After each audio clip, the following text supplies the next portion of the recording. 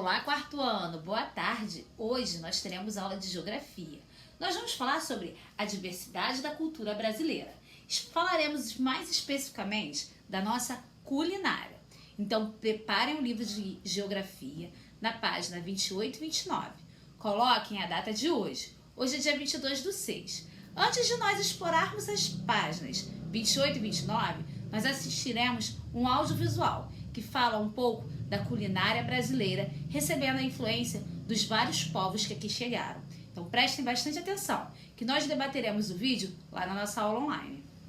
Quando se trata de culinária, o Brasil tem uma diversidade incrível de ingredientes e temperos que ajudam a compor a alimentação equilibrada. E essa riqueza tem sido cada vez mais valorizada por aqueles que buscam resgatar os benefícios de uma boa refeição, tanto para a saúde física quanto para a mente.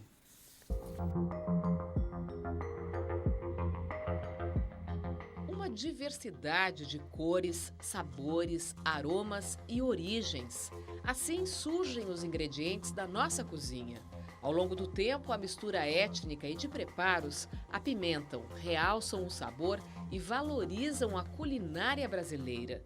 Os índios, ou as diversas etnias que habitavam aqui a região do atual Brasil, já desenvolviam há milênios, né, uma série de plantas domesticadas.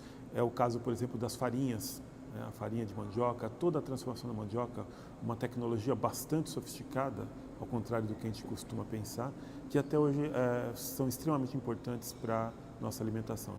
O historiador explica que os portugueses, ao chegarem na condição de colonizadores, além de impor a própria cultura, tiveram que se adaptar a alguns costumes indígenas. Eles tiveram que chegar aqui e ver como os índios manejavam esses alimentos e adaptá-los ao seu proveito.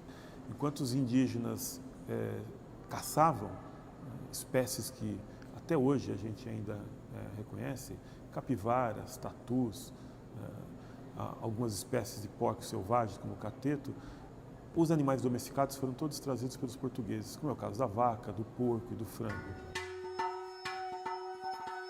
O tempero e os ingredientes africanos chegam mais tarde.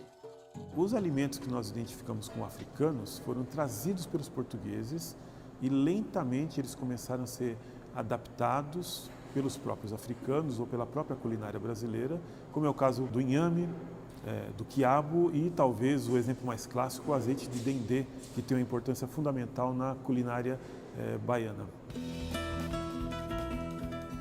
A gente pode dizer que a nossa cozinha é uma mistura de todas essas cozinhas e está sempre em constante transformação.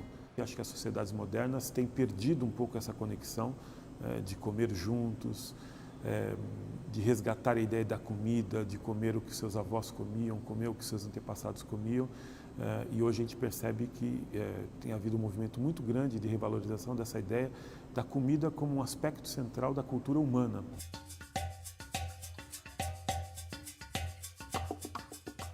Agora, nós faremos a leitura da página 28 e 29. Prestem bastante atenção a todos os aspectos descritos nessas páginas. Logo depois, vocês realizarão a pesquisa e a produção de um texto, que consta na página 29. A cultura é formada por diversos fatores, como costumes, tradições, crenças, hábitos alimentares e manifestações artísticas de cada povo. O Brasil é um país de muitas culturas, pois aqui convivem diversos grupos de origens e práticas culturais diferentes. O consumo de milho e de mandioca, por exemplo, que é bastante comum no Brasil, é influência dos povos indígenas. A seguir, vocês observam a massa da tapioca, que é de origem indígena. É feita de goma de mandioca e pode ser recheada com diversos ingredientes, doces ou salgados, bem típicos no Brasil. Os povos africanos também têm ampla participação na formação cultural brasileira. Muitas palavras que usamos para nos comunicar são de origem africana, além de pratos da culinária, como o acarajé, de músicas, como o samba, e de lutas, como a capoeira.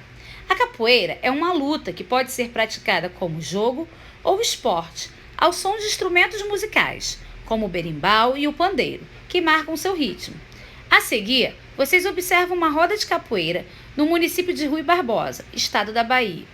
Hoje, a capoeira ela é muito comum em muitos estados brasileiros. Portugueses, italianos, espanhóis, sírios, libaneses, japoneses e outros grupos de imigrantes que vieram para o Brasil também deixaram traços de sua cultura na língua, na alimentação, nas festas e tradições brasileiras. Da culinária japonesa, por exemplo, o Mato Grosso do Sul recebeu o soba, que é um tipo de massa preparada em um caldo com pedaços de carne, ovo cozido e cebolinha.